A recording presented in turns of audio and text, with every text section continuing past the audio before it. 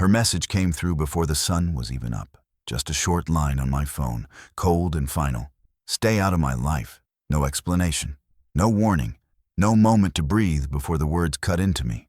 I read it twice, then a third time, hoping I misunderstood something. But the meaning stayed sharp, like she wanted it to hurt. And it did. More than I expected. More than I was ready for. For a long moment, I just sat there at the kitchen table, staring at the screen while the quiet of the house settled around me. I kept thinking there had to be more. Another message coming, some clarification, something that made her words less brutal. But nothing came, just silence. And in that silence, something inside me sank. I didn't know what I had done wrong, or what changed so suddenly. But the sting of her dismissal spread through me like a slow ache that wouldn't stop growing. What made the message even harder to take was what she didn't know. While she was telling me to remove myself from her life, I was the reason her lights were still on. The payment notice had come in the night before, another overdue bill, another service scheduled for disconnection, and I had quietly covered it, just like I had for months. I told myself I wasn't doing it for thanks. I wasn't doing it for praise or recognition. I was doing it because she needed help, and I was still her father, even if she didn't see it that way anymore. I pulled up the payment history on my computer, scrolling through line after line of charges tied to her address.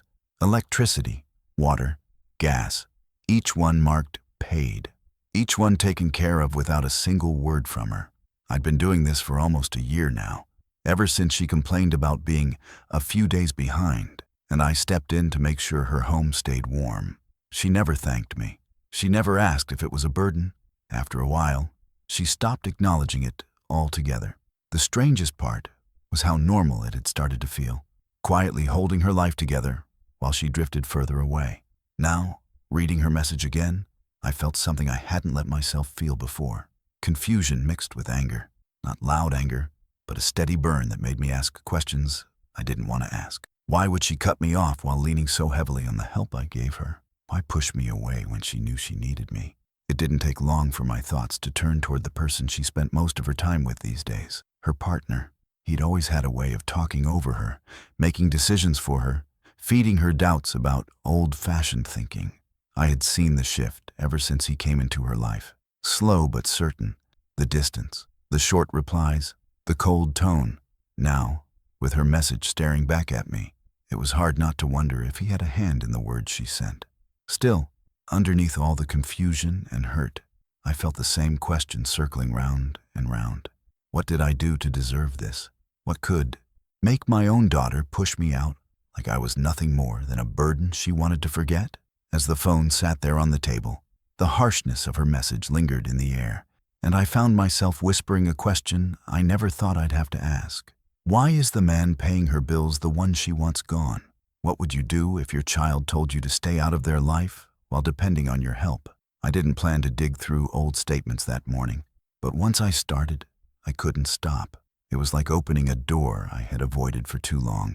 Every bill I pulled up showed a quiet truth I had been living with for over a year. I had paid her past due rent when she was one notice away from eviction. I covered weeks of groceries when she said her paycheck was late again. I kept her internet connected when she claimed she needed it for work. Most months, the total looked like another household folded into mine. At first, helping her felt natural. She was my daughter. I wanted her to be safe, stable, and warm. But somewhere along the way, gratitude faded. Then acknowledgement faded. And then, it seemed, memory itself faded. She talked about her life, like she was doing everything on her own, like she had climbed every hill alone. Not once did she mention the hands that steadied her from behind. I remembered one afternoon when I dropped off a bag of groceries at her door. She barely looked up from her phone when she took them. "You didn't need to do this," she said, but it didn't sound like kindness. It sounded like an inconvenience. Before I could say much, her partner walked in from the hallway and took the bags out of her hands. He didn't thank me. He didn't even nod. He just glanced at me with this look that said I was interrupting something. Then he shut the door halfway, leaving me on the porch without another word. Moments like that repeated themselves until they blended together. The dismissive tone, the short messages, the way she started calling me by my first name instead of Dad, like we were two distant people forced into the same room. Every time I offered help, I felt the gap widen, not because she didn't need me, but because she didn't want anyone to know she did. I started noticing patterns, too. How she never mentioned me when she talked to her friends. How she brushed off questions about support. How her partner inserted himself into conversations to steer things away from the reality of how much I was doing. It was as if keeping my help quiet made it easier for them to take more without feeling anything about it. There was one evening when she called, not to talk, but to say her power might shut off because of some glitch. I logged in and saw the truth. 3 unpaid months. I paid it before the system disconnected her. She didn't say thank you. She didn't ask why I did it. She simply said, "Okay," and hung up. At the time, I brushed it off as stress. Everyone struggles. Everyone gets overwhelmed. But looking back now, it felt like something inside me was slowly wearing down, like each small act of help carved away a little more of the bond we once had. The more I gave, the less she saw me. The more I supported her, the more invisible I became. And every time she turned away, something in me bent a little lower until I wasn't sure if I was being a father or a lifeline she resented. I never imagined I'd reach a point where love would feel like a transaction or where helping my own child would make me feel small. But there I was, staring at a screen full of payments she never acknowledged, realizing how deep the emotional erosion had gone. Have you ever helped someone who acted like you owed them more? I told myself I wasn't going over there for an argument. I told myself I just needed to see her face, hear her voice, maybe understand what pushed her to send a message that cold. But as I drove toward her apartment, the silence in the car felt heavy, like it already knew what I didn't want to admit. I rehearsed the words I might say, simple, calm things like, "Are you all right?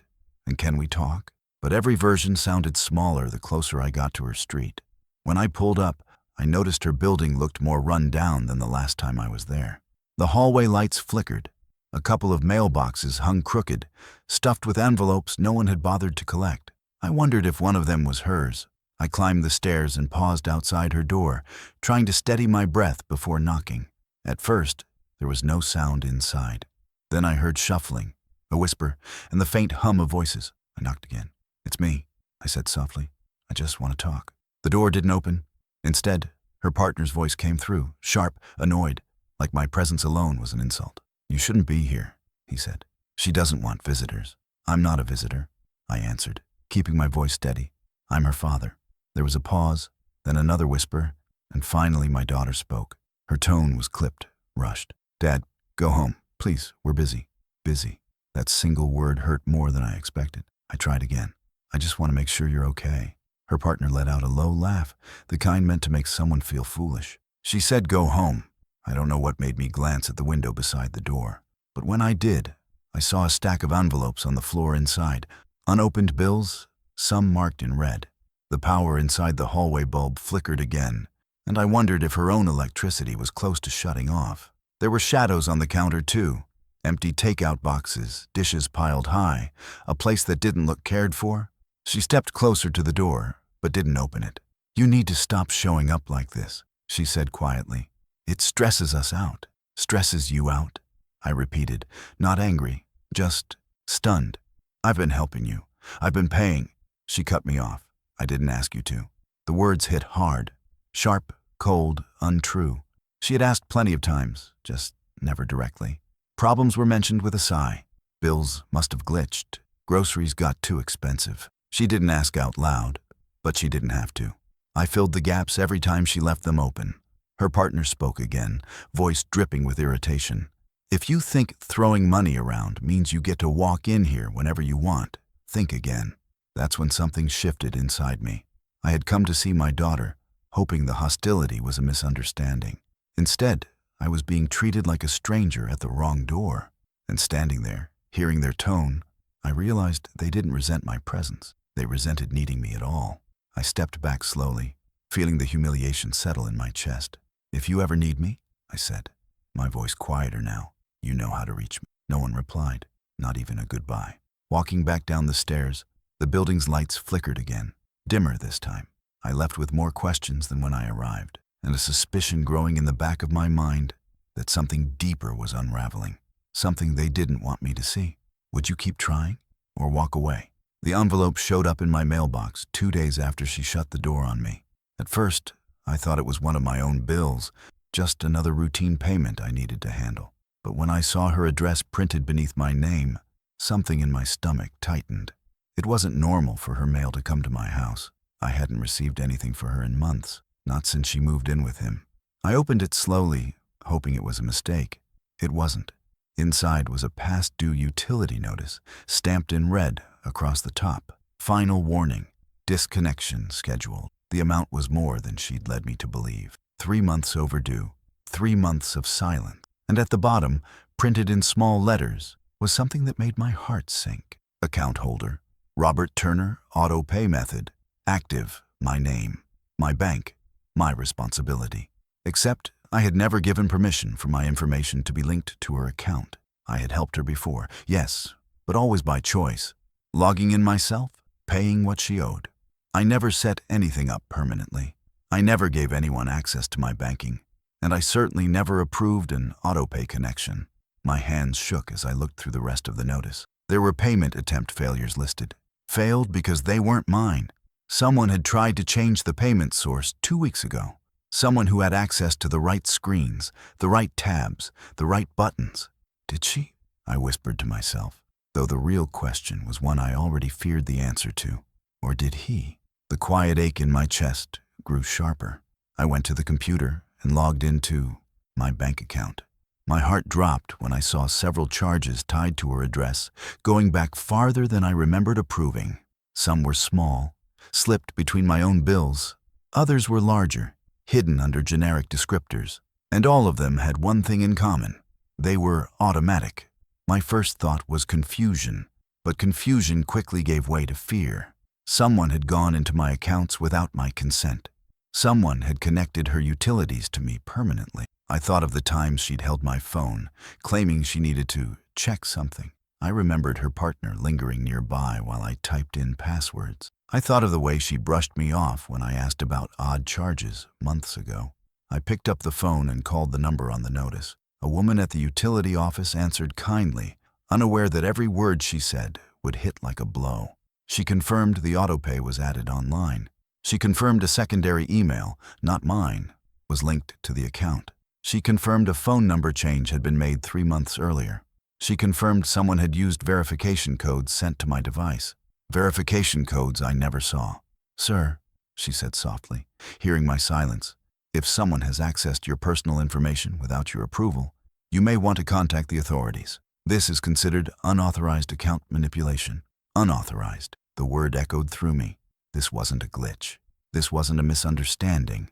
This was control. Quiet, hidden control, one I never saw happening right under my nose. By the time I hung up, fear had hardened into betrayal. And betrayal was slowly sharpening into anger. Not the kind that shouts, but the kind that finally sees the truth after looking away too long. This wasn't a family issue anymore. This was exploitation. Should anyone access a parent's accounts without consent? The elder abuse attorney's office was smaller than I expected. Just a neat desk, 2 chairs, and a soft lamp in the corner. Nothing dramatic, nothing intimidating. But the weight I carried inside felt heavy enough to fill the whole room on its own. I sat down across from her and placed the folder of documents on the table. She noticed the way my hands trembled and gave me a quiet nod, the kind meant to steady a person before they fall apart. "Let's go through this together," she said gently. I opened the folder and handed her the overdue notice, the bank statements, the auto-pay authorization I never approved. She read every page slowly, her expression hardening with each line. When she finally set the papers down, she folded her hands and leaned forward. "Mr. Turner," she said, "these changes weren't accidents. Someone accessed your accounts intentionally." I felt something inside me tighten. Hearing it spoken aloud, plain, direct, made it real in a way my mind had been trying to avoid. "So it's fraud?" I asked, though part of me already knew the answer. She nodded. "Fraud, yes. And depending on who accessed your information and how they used it, this may also qualify as elder financial exploitation, especially if your daughter or her partner used your accounts without your knowledge." I swallowed hard. My daughter wouldn't know how to do all of this on her own. "She may not have," the lawyer said carefully, "but that doesn't change the fact that these actions benefited her household, and none of this was done with your permission." Her words landed like a blow I couldn't dodge. I had spent months paying her bills, telling myself I was helping because she needed support. I never once imagined someone would use that trust as a doorway to something darker. She tapped one document with her pen. "See this? This is a digital authorization form. It requires login access or verification code sent to your device. If someone completed it without your knowledge, they either had access to your phone or copied your personal information." My chest tightened. I remembered the day her partner said he needed to help me update my apps. He'd held my phone for almost 10 minutes while I made coffee. I hadn't thought anything of it then. The attorney went on. "I need you to understand something. This is not a family disagreement. This is a crime, and if we don't stop it now, it often escalates." The room felt unbearably still. I kept picturing my daughter as a child, small, innocent, reaching for my hand. Now those memories collided with this new reality, and the contrast hurt in a way I don't know how to explain. She slid a form toward me.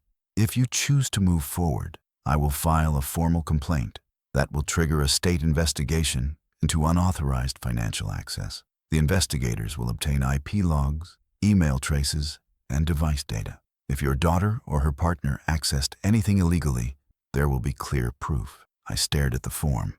"And what happens then?" "Depending on the findings," she said, "the state may pursue charges. Restitution is likely. You could recover the money taken from your accounts. They may face penalties or probation. In some cases, exploitation charges carry criminal consequences." A sharp mix of shock and fury tightened my breath. Not rage at the consequences, rage at the choices that made consequences necessary. My daughter had told me to stay out of her life while she was quietly taking pieces of mine. That truth pressed against my ribs until it was hard to breathe. The attorney's voice softened. "This is painful, I know, but you have to protect yourself. And sometimes the only way to do that is through the legal system." I picked up the pen. My hand felt heavier than the ink it carried. Signing the form wasn't about punishing her. It was about reclaiming the part of my life she and her partner thought they could control. It was about dignity. It was about truth. The moment the pen touched the paper, determination replaced the shock that had been holding me captive. "Would you take legal action, even against your own child?" I didn't go to her apartment to argue. I went because the truth needed to be said out loud, in front of the people who had twisted it for months. The folder in my hand felt heavier with every step up the stairwell, as if the papers inside carried the weight of everything I had ignored until now. When I reached her door, I hesitated for only a breath before knocking. My daughter's voice came through first, sharp, annoyed, the same tone she used when I interrupted her busy life. "What now, Dad?" Her partner's shadow moved behind the peephole. He didn't even bother hiding it. "I need to talk to both of you," I said, forcing my voice to stay steady. Face to face. The door cracked open just enough for her partner to lean against the frame. "We already told you. There's nothing to talk about." I opened the folder and held up the documents. The auto pay records, the bank access logs, the utility notice. "Then explain these," I said quietly. My daughter stepped closer, arms crossed, eyes already narrowing. "You're overreacting again. It's just bills. You always helped with that." "Help," I said, "is when someone asks, not when someone steals access to my accounts." Her partner scoffed. "No one stole anything. You must have clicked something by accident. You're not exactly great with tech." His tone was smug and careless, and something in me snapped, not into anger, but into clarity. "The verification codes were sent to my phone," I said. "I never saw them. Someone else did." For a moment, neither of them spoke. The silence said more than their excuses ever could. My daughter shook her head. "Why are you doing this? Why are you trying to make us look like criminals?" "I'm not trying," I said. "You did that on your own." Before either of them could respond, footsteps echoed up the stairwell. 2 officers appeared at the top of the landing, calm and composed. I had called the detective earlier, letting him know I planned to confront them. He said he would send officers nearby to keep things civil. "Is everything all right here?" one officer asked. Her partner straightened, suddenly less confident. "We didn't call the cops," he said quickly. "I did," I answered. "I filed a complaint this morning. They're here to take statements." My daughter's face drained of color. You actually did that?" The officer stepped forward. "We need to ask some questions about unauthorized financial activity linked to Mr. Turner's accounts," one said. "We'll need both of you to cooperate." Her partner tried to speak over him. "This is ridiculous. He's old, he's confused. He doesn't know what he's talking about." The officer didn't flinch. "Sir, Accusing the victim doesn't help your case. The word victim hit the air like a hammer. My daughter looked away, jaw trembling, not with remorse, but with anger at being caught. The officers asked them to step inside for statements. I watched from the doorway as they stumbled through half-denials, claiming misunderstandings, blaming glitches, pointing at each other. Not once did they admit the truth. Not once did they look at me with anything close to the daughter I once raised. When the officers finished, one turned to me. "We'll move forward from here, Mr. Turner. We have what we need for the next steps." I nodded, though my throat felt tight. "Thank you." As I walked down the stairwell, leaving them to face the consequences they created, I felt two emotions collide inside me. There was vindication, knowing the lies were finally collapsing. But beneath that victory was something heavier, a sorrow that felt like losing someone still alive. I had come for answers. I left with the truth, and the truth broke something I can't repair. Does their reaction sound innocent to you? The courtroom felt colder than any winter I've lived through. Maybe it was the way the walls echoed every word. Or maybe it was because I never imagined I'd be sitting here, listening to people speak about my own daughter as if she were a stranger who had preyed on me. I kept my hands folded in my lap to keep them from shaking, not from fear, but from the weight of everything that had brought us to this moment. The clerk read the charges first, each one sharp, clear, impossible to soften. Fraud, unauthorized access to financial accounts, elder exploitation. I heard them as if they were being carved into stone. My daughter stared straight ahead, face frozen. Her partner leaned back in his chair, jaw clenched, acting like the whole thing was beneath him. When they called the first witness, a representative from the utility company, I forced myself to look up. She explained how the auto-pay settings were changed from her end, how the access logs showed a different device, a different IP address, and how the permission was never properly authorized. Every detail lined up with what I already knew, but hearing it spoken as sworn testimony hit differently. It made the betrayal real, not just emotional, but factual. Next came the investigator assigned to elder exploitation cases. He spoke calmly, professionally, about patterns of financial abuse, how older adults often don't realize their accounts have been manipulated, how someone close to them usually carries out the access. His eyes flicked toward me only once, and in that moment, I felt the quiet dignity of being believed. Then the digital specialist took the stand. He broke it down in simple terms I could follow without feeling small. He explained how the login to my bank happened from a device linked to my daughter's partner. He even had timestamps matching days when I remembered being locked out of my own account. Listening to it felt like someone replaying the moments I ignored, the moments I excused because I wanted to believe the best. My daughter shifted in her seat then, but not toward me, not with regret. She whispered something to her partner, and whatever it was, it sounded like anger, not remorse. When their attorney tried to push back, saying I must have misremembered or clicked something accidentally, the judge raised a hand. "We are not here to blame the victim," she said firmly. "The evidence speaks clearly." Hearing that, from a judge, in a courtroom, felt like air filling my lungs after months of suffocation. My daughter's partner rolled his eyes. She crossed her arms. Neither of them looked at me, not once. When the judge finally addressed them, her voice was steady. "The harm you caused wasn't a misunderstanding. It was intentional. You took advantage of someone who trusted you, and the law recognizes this as exploitation." There it was, the truth, spoken without emotion, without family ties twisting it, without excuses. The hearing ended with the judge ordering a formal sentencing date and indicating restitution would be required. She also stated that additional penalties were likely, given the pattern of behavior. As people began to leave the room, I sat alone for a moment. Vindication washed over me. Real, solid, undeniable. But right behind it was grief. Not for the money, not for the time spent fixing what they damaged, but for the daughter who no longer existed in the person sitting across that courtroom.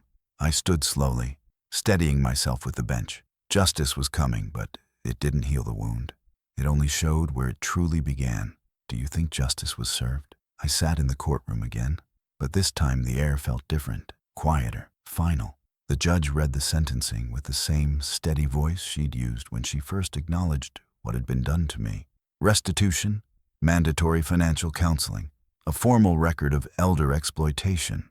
Her partner received a separate penalty for unauthorized access to a protected account. There were no gasps, no dramatic reactions, only the sound of truth settling into place where denial used to live. My daughter didn't look at me. Not once. Not when the judge spoke. Not when the clerk gathered papers. Not when the bailiff guided her partner toward the exit. She kept her eyes on the floor, arms folded tight as if she were holding herself together. For a moment, I searched her face for the little girl I raised, the one who used to grab my hand when crossing the street, the one who cried into my shirt when life scared her. But that child was gone, replaced by someone who had used my help without admitting she needed it, someone who pushed me out while living on the power I quietly paid for. When I walked outside, the sun was brighter than I expected. It felt almost wrong to stand in warm light after months of cold shadows. I stood still, breathing slowly, letting myself feel the weight of what was finally over. I thought about all the bills I covered for her, the rent she never thanked me for, the groceries I paid for during months when she claimed she was fine, the utilities I kept running so her home never went dark. And then I thought about everything I kept alive inside myself during that time. Hope, patience, love that refused to die, even when she told me to stay out of her life. I carried the emotional weight alone because I believed she'd come back to herself someday. Now I understood that sometimes people don't come back. Sometimes they choose distance so sharply that it cuts through the last thread holding a family together.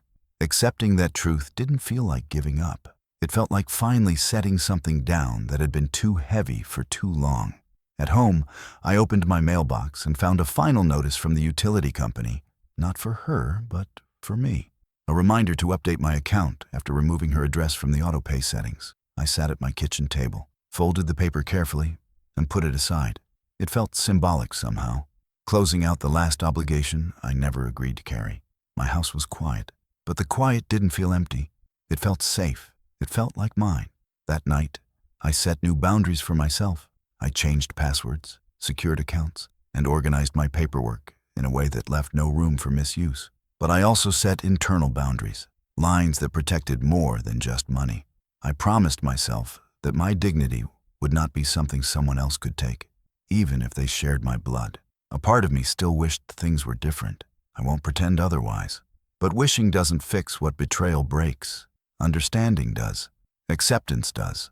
And choosing to protect yourself, even from your own child, does. As I sat alone with the living room lamp casting a soft circle of light across the floor, I realized I wasn't keeping her lights on anymore. I was keeping my own.